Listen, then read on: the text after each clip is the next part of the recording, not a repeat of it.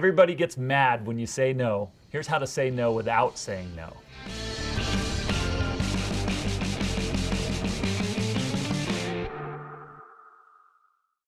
Hey everybody, Ben Hodson here from JobNimbus with the Building Business channel, and I've got Chris, who is heading up a lot of our training for JobNimbus right now. I'm excited to be here. So you've got a lot of experience with customer service, with explaining how to do things to work with customers in the right way.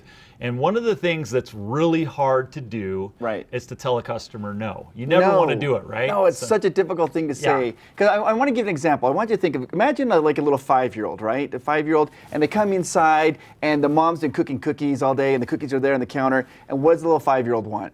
They want the cookie, right? They want the cookie. And they ask the mom, and the mom's making dinner, and what does the mom say? The mom's like, no.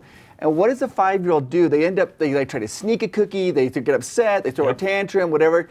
5-year-olds hate the word no. They hate it.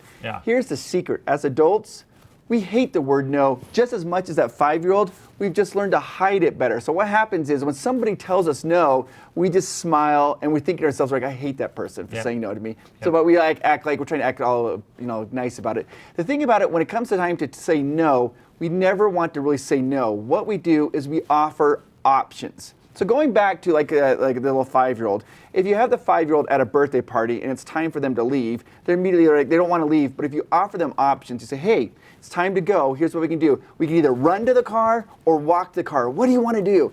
And then the little 5-year-old's like, oh, they feel like they have some choice. They feel like they're like, I guess, some power. So like, I want to run to the car.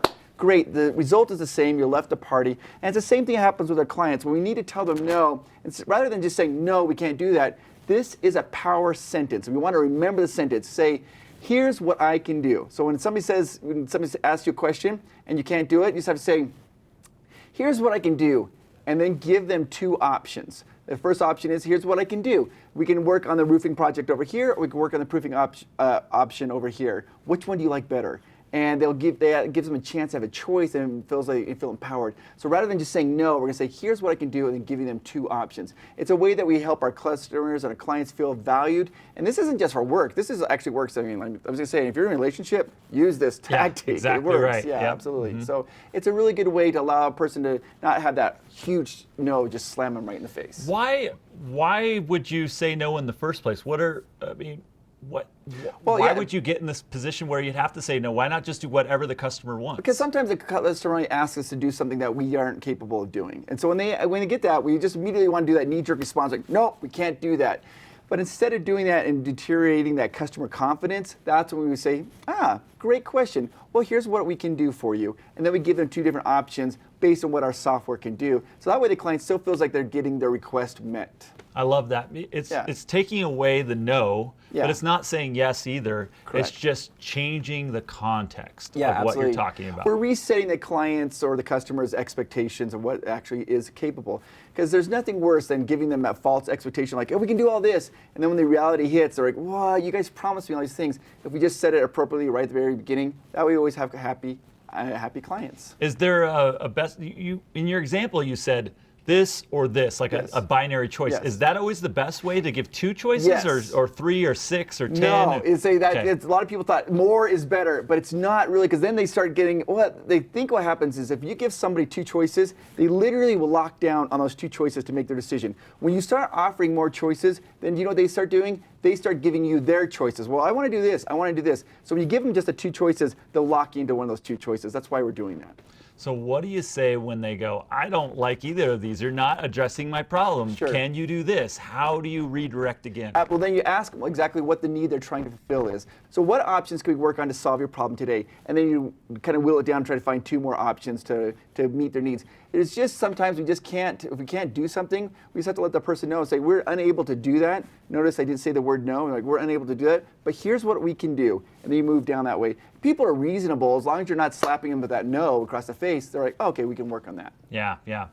So there's a concept in sales of pacing. Yes. How much does this play into? What is pacing, and how much does it play into Sure. this? Well, pacing is when you're working through a sale, is you're making sure that you don't want to overwhelm them too fast. You don't want to like try to close them. You don't want to go too slow. You want to make sure you're on their pace so that you can close the deal at the appropriate time, and it makes them feel building value. This is actually a nice little tactic to work when you're pacing with a client for sales, or even when you're just trying to work with them like as an invoice.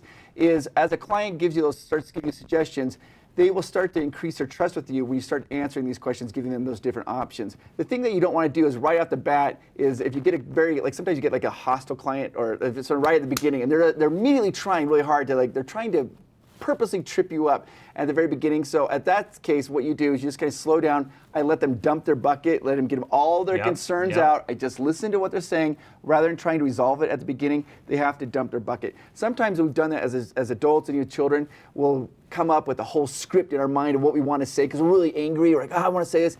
And if we don't get that opportunity to say that script, then we feel unfulfilled. So if a client is upset for whatever reason or is like that, you just let them dump their bucket. Then you offer them options at the end of that. So what about empathy? Like, right. How important is it for you to empathize, even if you're like, dude, we can't do that. Why are you even saying that? How do you empathize with them, and why would you? That's a great question. So here's a lot of people, they don't understand the difference between empathy and sympathy. A lot of people think they're the same. They're not. Sympathy is, for example, if somebody's house burned down, let's say your house burned down, I'd be, I'm so sorry that happened to you. That's terrible. Yeah.